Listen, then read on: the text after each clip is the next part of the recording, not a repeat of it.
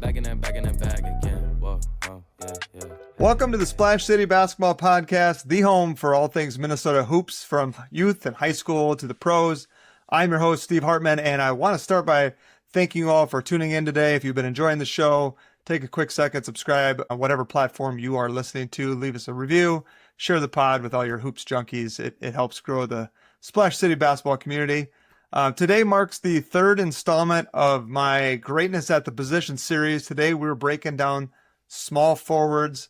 We've already done point guards and shooting guards. Today we're looking at the three, the modern three. It's arguably like the most versatile, critical role, and a lot of the best players today or the last 20 years really have probably been playing this position. To help me unpack what defines this elite small forward position, some of the best players in Minnesota history, as well as those small forwards who have ever played the game, Star Tribune's Marcus Fuller. Marcus, thanks for joining me again. Thanks for coming back to the program. How have you been? Pretty good, yeah. No, I definitely enjoy listening to all-time lists. I forget sometimes how old I actually am. So, 20 years, 30 years, let's not go back too far. But I know you'll probably have some guys that played maybe before we were born. But I'm sticking to the 2000s, or even maybe just a little bit before that. I don't want to go too far. That's fair. Everybody's got their own list. So, like, if it's you do you. I have some guys just like that I remember specifically in Minnesota that might be unfamiliar to a lot of listeners, but some might remember a few of mine on my list as well. Later we'll get into that. But Star Tribune, I know you guys have done a few lists. We could plug that, but like you guys did something, I don't know, I want to say within the last year or something, like last 25 years or so, you kind of rank some of the high school basketball players. Yeah, so Strib Varsity, we started it last year. High school coverage, we do every sport from fall, winter to spring, and it was my first year with the Star Tribune high school team, but also Strib Varsity debuted. This is our second year now going in the fall, but I had during the basketball season a list of the top 25 basketball players in the last 25 years, and I included girls and boys, which was really tough because, you could do a list of either, and definitely, we've had some big guns over the years in the last, 10 years or so. And, we're talking Paige Beckers and Jalen Suggs and, Chet Holmgren and that group, Tyus Jones. But I think, making a list like that really had me do a little bit more history into the high school scene than I had before. I covered the Gophers in college sports for a long time. And, normally it was like, hey, gotta get a couple Gophers on that list. But, we're talking about, an all-time list, players, like you said, that maybe some people hadn't heard of at the college level that were starring. Maybe they went to a smaller college, definitely maybe didn't even play in the pros, especially on the WNBA side. But, it was really a good list to get into, especially on the girls basketball side. There were some elite players at the high school level that I didn't necessarily forget about, but I definitely had to be reminded how successful they were in high school. So I'm guessing, you'll probably have some of those players on your list that pretty good in high school, maybe not too much at the next level. I think my list might have some people that maybe were better after high school than they were, in high school. But yeah, those lists are fun to do, especially when you read the comments afterward, like who you left off. And then some people obviously can't do the math. And we're talking about the 90s when I said the last 25 years, they forget that, yeah, that's actually just talking about the 2000s. Yeah. The 90s is a long time ago at this point. Yeah. Yeah. I mean, it is the dog days of summer. There's not a ton of basketball to talk about other than the Lynx right now. So this is a great time to do this. And then before you know it, we'll be diving into Wolves and Gophers kind of preseason outlooks and schedules. But I wanted to make sure we got this done because I think this has turned into a really fun segment where we get to talk about players that we grew up watching or have seen, play in college or maybe now in the NBA and whatever. And so it's just kind of fun to relive some of that. Before we get into our list, though, I want to just kind of get your take on this position itself, small forward, the three, kind of, there's we in the other two episodes we've talked a lot about positionless basketball, but like there still is, strengths and things that you're looking for at different spots, and sometimes they complement each other. If you have an elite scoring point guard, maybe your two guard doesn't need to be a scorer necessarily, but when you think of your like ideal wing, small forward type player, what are some of the things that you think they got to be able to do X, Y, and Z, or that they should have this kind of characteristic? Well, it depends on what level you're talking about. Since we're going to start with high school, I would say that, the size of the position definitely varies. We're talking about some of the all-time greats. So obviously these are players that went on to play in college and obviously some of them even in the pros. So size definitely mattered for them. But I would say like at today's game, at the small forward position, which again, we're saying small forward nowadays, it's positionless and they might use three guards. So your small forward Right. might be 6'1" or 6'2". Yeah. But like, I think when we were watching basketball, and I think a lot of these players were on this list, the small forward position was pretty defined. The wing position was pretty defined. It was a player that, you could guard pretty much everyone on the floor at the high school level. Mm-hmm. Obviously, some small forwards might have struggle a little bit guarding centers and real physical centers, but back to the basket ones. But for the most part, this is a player that can guard every position on the court. Sometimes, in high school, defense is optional for some people. They're maybe not the best defenders, but I like length, I like size at that position. Offensively, this is a person that really can do it all. If you ask them to bring the ball up the court as a point guard, they can do it. Definitely has to be able to score.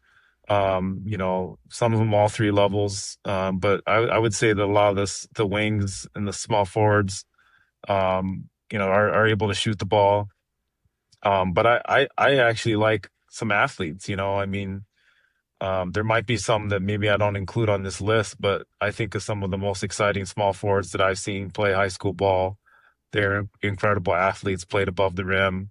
Certainly when we talk about some of the pros, like, yeah, those guys are the most exciting guys that we've seen play basketball Mm-hmm. above the rim. And I think, Minnesota high school basketball, when I first got here, I didn't realize how talented it was. Obviously starting to cover colleges, I saw a lot of them play at that level and beyond. But when it comes to high school basketball, like obviously you got to talk about the big guys, Kevin McHale, the history there. But then you got to talk about the point guards, Tyus Jones and Khalid, Jalen Suggs. But small forward is one of those positions where like you'd be surprised, like, oh man, when it comes to high school basketball, if you just start there, like there's some really good players there. Like, some players that were, if I had this guy on my all-time team, if you just made a starting five, like you'd have to strongly consider this player at that position. Yeah. You brought up two things that I had written down about characteristics, and that's versatility and the athleticism. When I was kind of looking at the players that I picked for my two lists, they weren't always great at everything. But there was something that, I'll just, spoiler alert, but like Dominique Wilkins, right? He wasn't a great shooter. But his athleticism was off the charts, and he was dunking everything, in the 80s and going against the best teams in, Pistons, Celtics, Bulls, and still putting up like 28 points a night. And so it's like, to me, that athleticism and physicality of being able to get to spots and get to the basket, I think is another one. And then there's other guys who maybe were just incredible scoring, more of shooters, like Kevin Durant, Larry Bird, those kind of guys, where they were just so elite at that. Maybe not as good at ball handling and passing as and Bird was, but like LeBron, right? LeBron does everything so well, but his elite athleticism, his body, his physical tools are kind of what separates him, I think, in a lot of ways too. So Not everybody in high school obviously has the physical tools that those guys have, but like, if you're a high school kid and you're 6'3", 6'4", and you can get to the rim and you can defend multiple guys, like that's kind of the ideal player in terms of like a swing forward that can do a lot of different things. And if you can shoot it, that's even like a bonus, I think, in some ways at that position. The other thing I wrote down was cutting, off ball movement. Like I think of, in today's game, like Jaden, I'm excited to see him play with LaMelo Ball because I'm like, will LaMelo unlock this like backdoor lob, like this kind of more movement that I think Jaden could create some shots with. And I think as a three, although he might play the four for the Wolves, who knows? But like cutting and movement and things like that, because you're not the primary ball handler. You're not always getting the shots off of pin downs and screens. They're not setting you up as like your elite shooter. So how else do you score? And it's, maybe it's offensive glass or it's just straight cuts and stuff like that. So that was the other thing I had written down for my small forward characteristics. Yeah, basketball IQ, that's not necessarily high on my list, even though, I'm sure a lot of these guys that play have one time or another been praised for that. I need to probably still, a lot of players today need to learn how to backdoor cut and all that kind of stuff. The basketball IQ part and athleticism don't usually go together. But when they do, it's definitely a player that, we're going to consider to be one of the all-timers. Yeah. Who are some of the players right now that you watch that would fit kind of this mold? I think of Ahmed Nur over at, he was at Hopkins, but now he's prep school, I believe. But would you consider him kind of in this position, or is he more of like the stretch four type of position? Yeah, I mean, it's interesting that you bring up him because he's clearly a player that, if you just talk about pure talent, we haven't seen too many of them in the last 20 years as talented as he is. And there's the reason why he is taking himself from, a borderline, 3-star, 4-star player to a 5-star during the summer is because he's shown the characteristics of, what the Power 4 schools and the NBA teams are looking at as a small forward. He's 6'9", 6'10", and he stretches the floor, shooting the ball, but he's an elite athlete.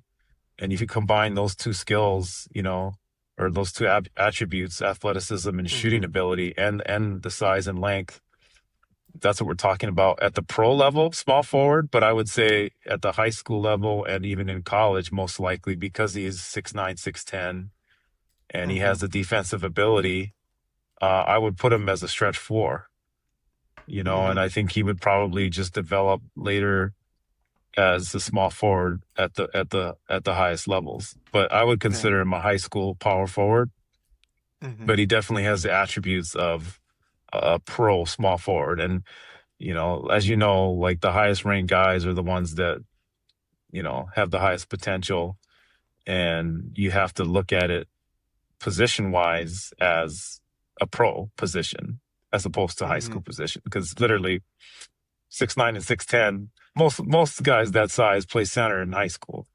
Ahmed Nur is not playing center in high school. No, yeah. Whether he's at Hopkins, he's still at Hopkins, or he's at prep school now, he will not play a center position. Yeah, yeah. Well, that's what's interesting too about some of this discussion is that what you play in high school isn't necessarily your position, right? Like you're kind of forced into it based on your team structure and what your team needs, and guys might have to do more things that they wouldn't normally do if they were playing. So, maybe it's even on AAU, they wouldn't play that position, but because of their team, they kind of have to. Who else is out there right now, in that like 6'5" to 6'7" range that has multiple skills and athleticism like that? Yeah, I mean, I think, if you're just talking about in high school right now in Minnesota, I would say Vincent Cronin out of Edina fits that mold. I mean, he's the best athlete in the state as far as run and jump. I think I wrote I know I wrote a column a few years ago when he was a freshman, and I call him the best dunker in the state of Minnesota as a high school freshman. Why do I do that? Not because I know every, slam dunker in in the state, but he did win a dunk contest, during the summer against some of the best athletes in Minnesota when he was 15 years old. And he was doing between the legs, 360s, windmills, all the type of things that you'd want. And then he won a national dunk contest as well. So he has the athleticism. He always had it. He's kind of developed the other pieces of his game in order to make sure that, teams at the Division I level, he's going Division I, he's going to Miami of Ohio, but he only had his Division I scholarships this summer.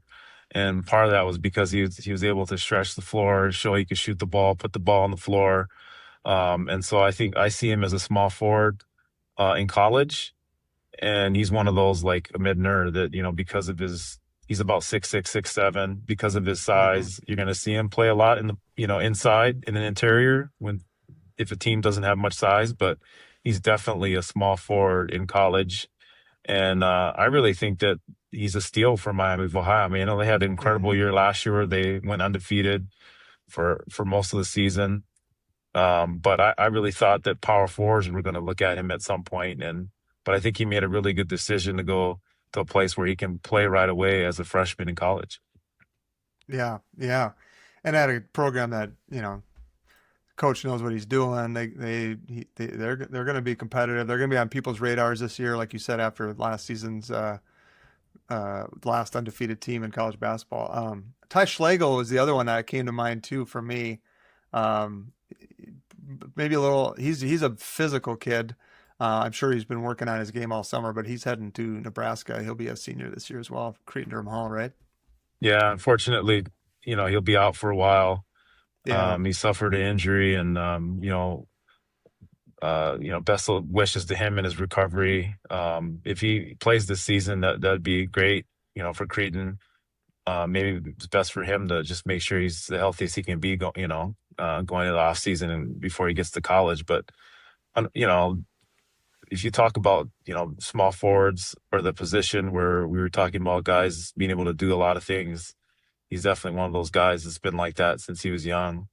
He's had the size for a long time. Probably hasn't grown since he was, maybe 8th grade, 9th grade, but he was always that guy that, it didn't matter that he was the tallest guy on the floor at that age. You wanted him handling the ball. He could shoot it. He obviously was high basketball IQ, and, some of the stuff you're talking about, knowing what to do on the ball and off the ball. I think Ty is for sure a guy that Nebraska is going to be able to use in a lot of different ways. Mm-hmm. Yeah, a couple of tough injuries for some local kids, with Christian Wiggins going down too before his freshman year at Iowa State. So tough deal, man. Well, let's turn it around. Let's not dwell on the negatives, the difficulties here, but let's get into our top 5. Do you want to go first? Do you want me to go first? Hey, it's your show, man. Let's hear what you got. All right. Here we go. So I will start with I'll go 5, 4, 3, 2, 1. So number 5 is the guy that I had a couple other people there, but I wanted to give him some love because I remember being a young kid in Western Minnesota and hearing all about this guy. And Jeff Nordgaard I think he scored 1,800 points. He was like the best player in Western Minnesota, played at Dawson Boyd, ended up going to Green Bay where he led the Phoenix to 2 NCAA tournaments, I think, and was the player of the year in that league. I remember him in the NCAA tournament. It was before I ever got to Minnesota, so I didn't know. I actually forgot he was from Minnesota, but I do remember him from his Green Bay days. Yeah, he was such a Wisconsin guy, like, because of his college career, that I thought he was from Wisconsin. And I totally forgot famously he is Con Knippel's uncle. So there you go. Interesting. Number 4, I am going with Joe Coleman out of Hopkins, Minnesota, Mr. Basketball, played for the Gophers, obviously. A lot of Gophers on this list, actually. Jamison Battle, I included. He almost slipped my mind. And then, as I'm watching his career develop and just how, he's going to be a guy that sticks in the league for a long time. And I kind of lean towards that because to me, that's telling me that you've figured it out and you found something that you're excelling at if you are in the NBA. So Jamison Battle I have, and then I have 1A and 1B. I guess it was hard for me to pick, but I'll go with Sam Jacobson as number one because the '97 Gophers team is still like the team in my sports, fandom. That I will always remember who I was, the feelings I had when that team won. But Amir Coffey has really carved out a heck of a career as well. And during the Patino years, that was such a great get for the Gophers to get him, because I think he probably, if he didn't hurt his ACL, he probably would have maybe gone somewhere bigger at the time, but just phenomenal. So yeah, I guess all of them, but Nordgaard were Gophers. I have a couple other guys I'll mention, but I want to get to your thoughts and then your list. Yeah, I mean, just my thoughts on your list. I mean, some of those guys I did cover, Joe Coleman and obviously Amir Coffey. I knew a little bit more about Amir in high school. Obviously Joe played for Hopkins as well, but I feel like, with Amir, like early on, not just because he was Richard Coffey's son, he was really coming along as like one of the best players in the state, had the size, had that ability to just kind of do it all, like we say. He really surprised me in the fact that he picked the Gophers. I know that Richard, obviously, he's got the lineage there, but like, if you look at the way his recruitment was going, like you said, before the injury he suffered and missed his last AAU season, he was getting looked at by some pretty big time schools. It's funny that, there's that, there's the history of, the Gophers not getting Rick Rickert, right? And then they got him after he decommitted from Arizona. Well, like there's a time when Amir was being recruited by Arizona, and, obviously a team like that is competing for national championships. I don't know, I can't remember what they were going through at the time as far as coaching, but like all of a sudden, he gets hurt. Gophers were always in there, but they became, that was the team, and he ended up going through some injuries with the Gophers. But I always remember him in his last year. I didn't think they were going to make the NCAA tournament. I know we're talking about college, but like, Patino was kind of on the hot seat, and, he made that run at the end of the year where, he was scoring 30, I think, back-to-back games. They hadn't seen that since Vincent Greer, like over, more than a decade previously. And, we kind of always knew Amir had the ability to be a pro. His freshman year, he really looked good. Came right off the bat and just showed that he had the NBA potential. But I think capping it off with that year and getting them into the tournament that last time under Patino, that was really fun to watch. I also ended up getting injured that year and suffered my first knee injury. And, I don't remember too much of what happened in the NCAA tournament because I was in a lot of pain. But that was the year where, he definitely showed what he could do at the pro level. And I know he didn't get drafted, but he's definitely showed that he can have a long career in the NBA. He's still there. I believe he was with the Bucks. But, like, again, I can't say enough about Amir and the family too. I mean, it's just a great basketball family. So I would just mention Amir because Amir is on my list as well. I don't have really a ranking like you do. It's a little tough for me to rank, but Amir's on that list, and we talked about him. We didn't really talk about his high school career, but I mean, it's Hopkins, man. They win. They win a lot of state championships under Ken Novak, who's the legend. We did have a quick conversation before this started about positions, and I initially thought, should I put Sam Jacobson on here because I consider him a guard? But if you look at his athletic ability, his size at he's about 6'6", I really do think that, the small forward position fit him better in high school and college. And, he really didn't have much of a NBA career. So I like the fact that you mentioned him because before I got to Minnesota, if you talk about Minnesota high school players that I knew of, Sam Jacobson would top the list. I Mm-hmm. mean, I'm from Hawaii. I'm from the West Coast. I didn't know a lot of Midwest players, especially when they were coming through high school. The 90s were a time when, you know how it is, like we just couldn't look up players on the internet and things like that. Like we had Yeah. to go by word of Yeah. mouth. And by the time he got to the Gophers, I mean, everybody was talking about Sam Jacobson.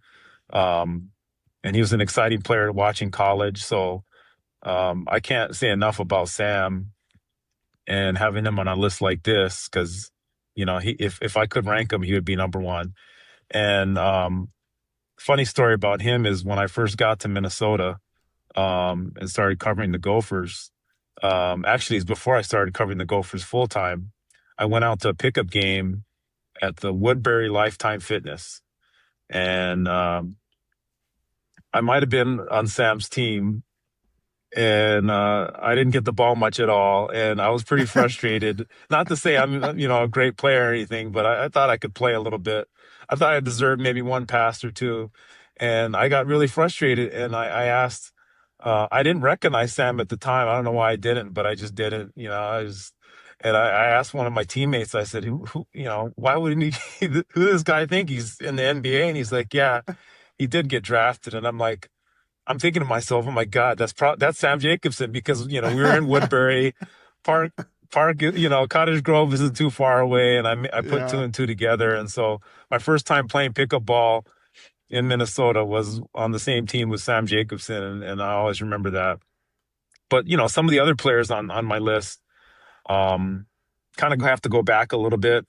Um, you know, Devean George, I know that people are going to Oh, say yeah. like, he didn't. What did he do in high school? He went to Division III out of high school. But I believe he was at Benilde St. Margaret, and he's a Minneapolis kid.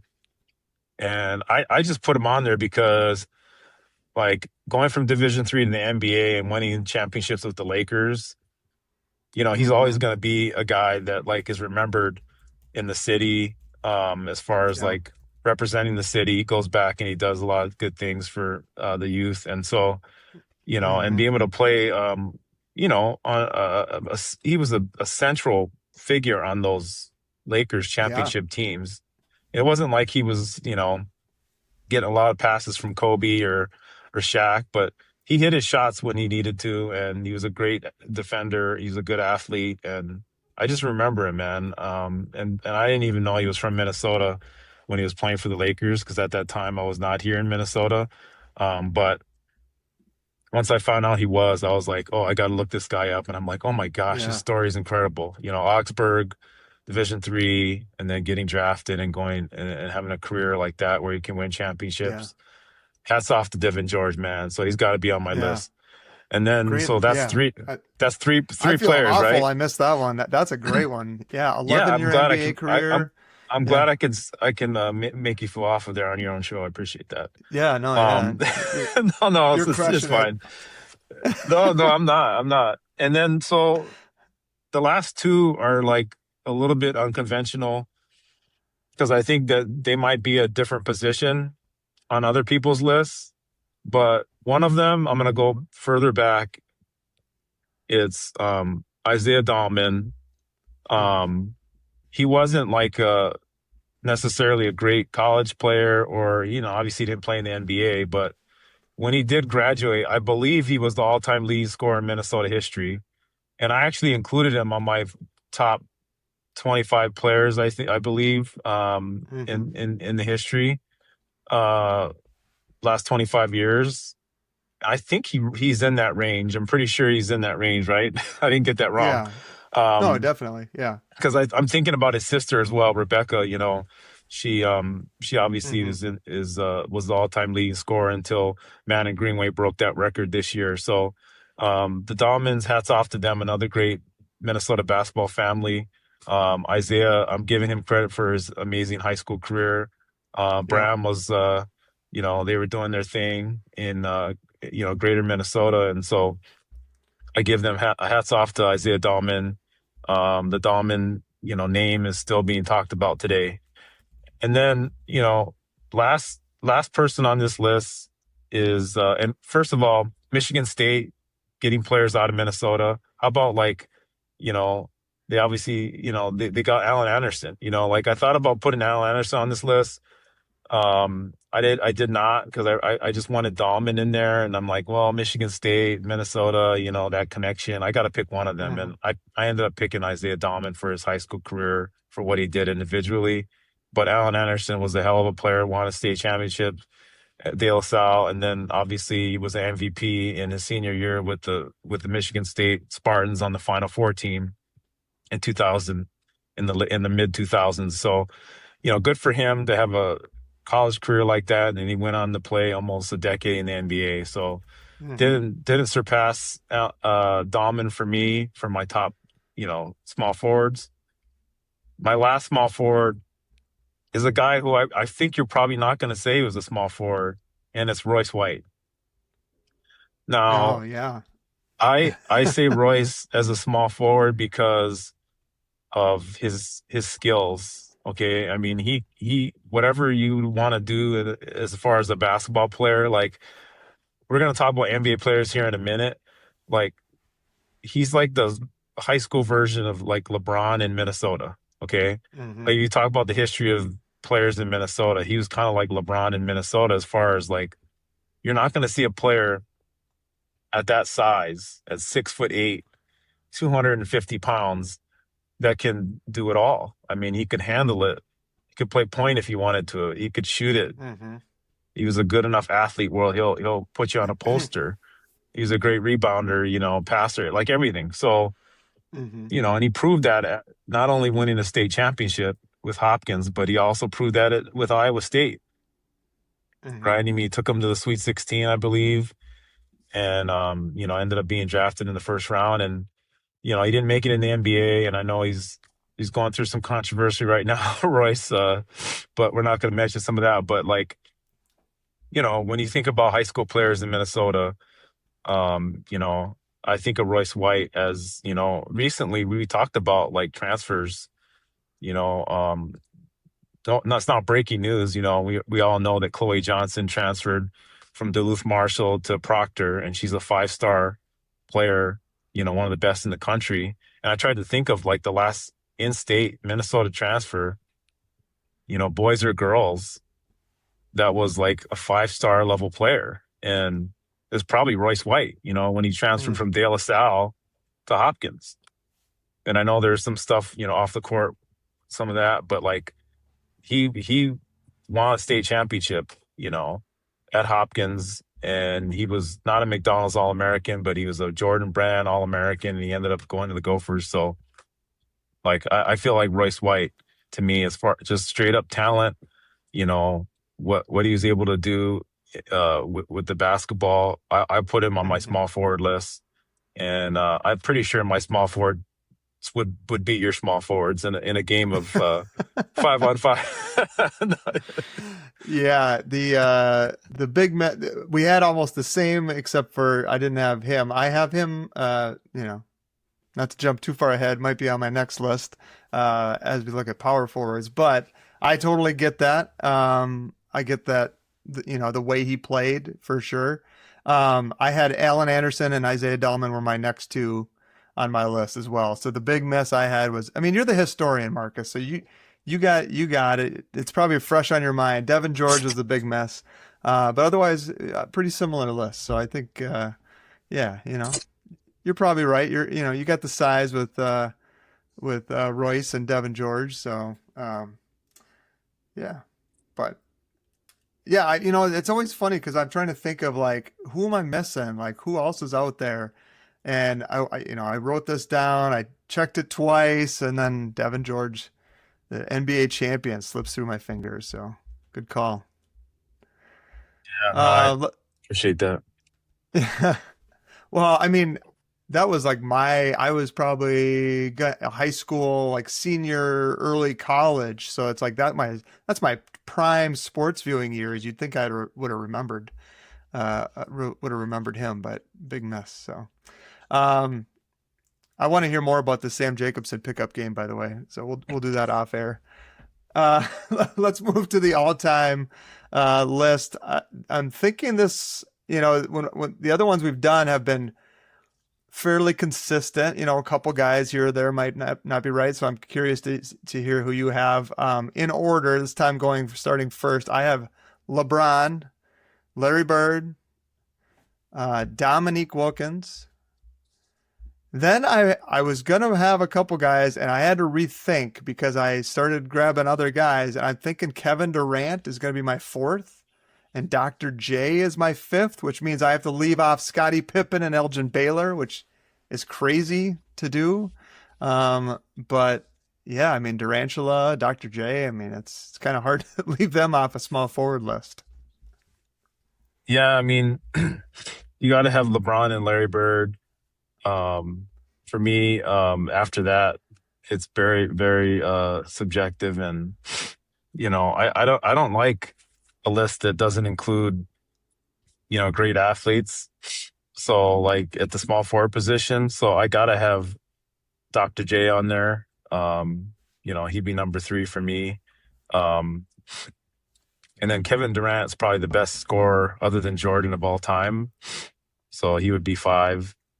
He would be my 4th, and my 5th would probably be, I mean, I like Scottie Pippen. I mean, he won as many championships as Jordan won because he was right there alongside him. So, Yeah.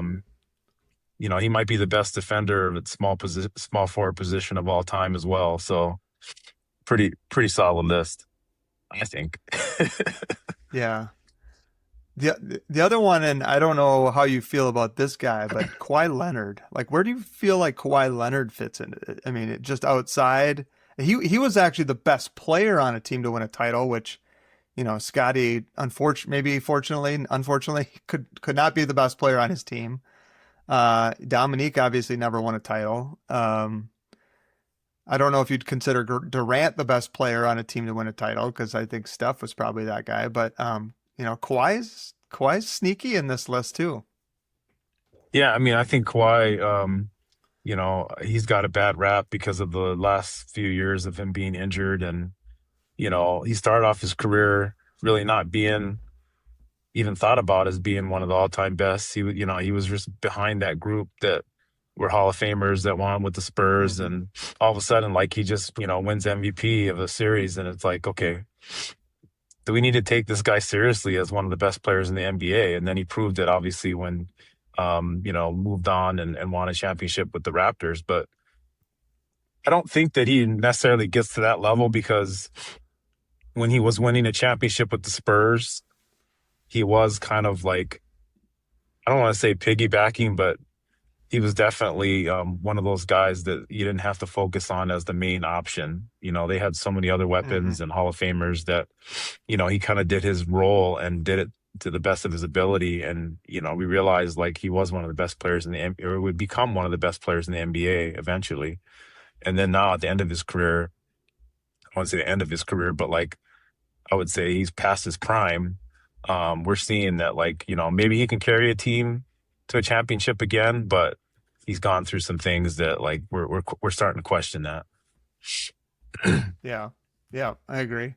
It's tough. It does feel like for a lot of these, like even the shooting guards, it was like Jordan, Kobe, and then, the rest of it after that could be kind of subjective. And the same with this, where it's LeBron and Larry, and then after that, there's a lot of guys with, probably some incredible strengths, but also some flaws in their game. I like Dominique because I just remember growing up watching him and battling. Like he had to, he was going against the best of the Celtics teams. Then it was the best of the Pistons teams. Then it was the Jordan team. Like just a guy that maybe they had some good teams. They had Doc Rivers, they had Kevin Willis. Like the Hawks had some good teams, but just not enough to get past those guys. So you never really got to see him in the finals. But man, like 6 seasons where he averaged over 28 a game. Probably should have been closer to some MVPs, except for Jordan and Bird were dominating, and Magic and stuff. So, but yeah, supreme athleticism. I mean, human highlight reel for a reason. So I included Dominique just from an aesthetically pleasing watching him play. Oh no, I love the human highlight film for sure. Yeah. Yeah. Well, pretty close. Like I said, like not too far off. I think sometimes I'm not the biggest, I don't know. Not that I'm not a Durant fan. I just sometimes kind of watch, when he was with the Thunder and they had a 3-1 lead and they just couldn't get it done. And then it feels like he's kind of piggybacking the Warriors. And so I maybe discredit him for some things where he's obviously just an all-time, shooter, scorer, 6'10", 6'11", whatever he is, like just crazy athleticism too. So, but got to make cuts when you're doing 5. It's a lot easier to do 10, but we're not here to make it's not going to be easy on this show. We're going to make it tough. Any final thoughts on small forwards before we let you out of here?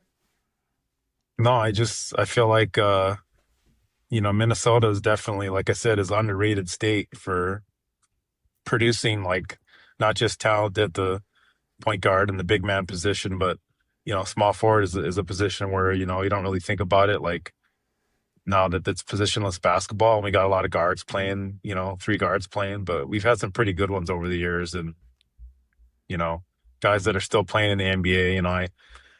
I love the fact that you've got a Amir Coffey and a Jamison Battle, still going from team to team, but they're still making an impact wherever they go.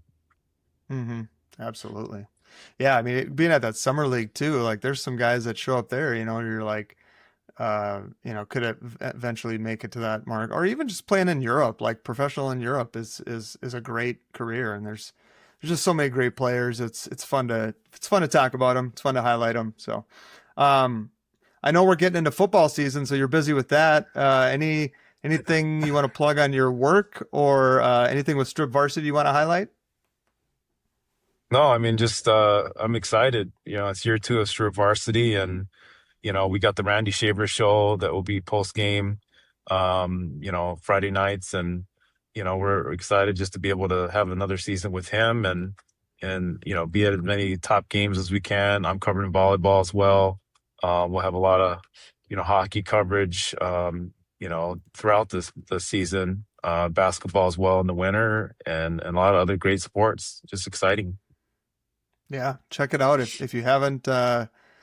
Don't shy away from getting the paid subscription either. It's okay. You gotta pay those bills, man. Like it's appreciate the work. It's worth it. Yeah, totally is. Yep. I let my subscription lapse for a couple months, and the other day I was like, oh God, like I need to get back in here. So yeah, it's totally worth it. So thanks for all you do there. Thanks for all the writing. Appreciate you coming on and sharing your thoughts here. This was fun.